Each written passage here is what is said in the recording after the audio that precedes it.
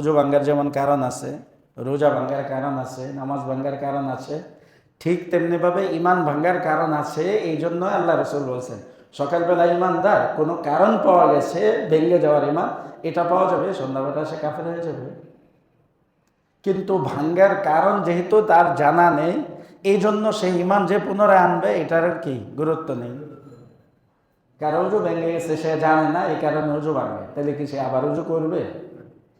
নামাজ ভাঙ্গার কারণ জানে না, তো নামাজ ভেঙে গেলেও সে পুনরায় নামাজ পড়বে না, কারণ সে তো বুঝে নাই যে নামাজ ভেঙেছে।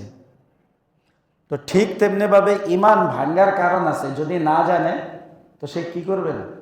এই যে গণতন্ত্র আমরা করতেছি, এটা হলো বর্তমান জামানার, বা আমাদের নবীর এই 1400 বছর, 1450 বছর অতিবাহিত হয়েছে, এর মধ্যে এত মারাত্মক ইমান ভাঙ্গার কোনো কারণ যায় নাই। আচ্ছা, তাহলে এত বড় কোনো কারণ এ পর্যন্ত পাওয়া যায় না, আর পাওয়া যাবে কিনা এটাও কি সন্দেহ। তাহলে এইগুলো কত গুরুত্বের সাথে আমাদের জানা দরকার।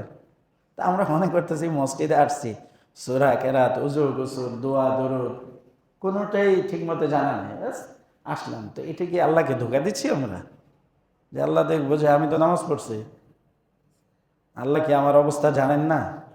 তো এই নামাজ দিয়ে আমি কিভাবে সাহস করি যে আমি মরার পরে এই 40,000 বছর জাহান্নাম থেকে, সিজ্জিন থেকে, আগুন আর সাপ থেকে, কঠিন শাস্তি থেকে রক্ষা পাবো? কিভাবে আমি সাহস করি যে 50,000 বছর বছর হাসরের ময়দানের এই কঠিন অবস্থা থেকে আমি মুক্তি পাবো? কিভাবে সাহস করি যে 30,000 বছরের যে পুলসেরাত আছে, উপর দিকে 10,000, সমতল 10,000, নিচে 10,000, এই 30,000 বছরের পুলসেরাত আমি পার হয়ে যাব, এটা কিভাবে আমি সাহস করতে পারি?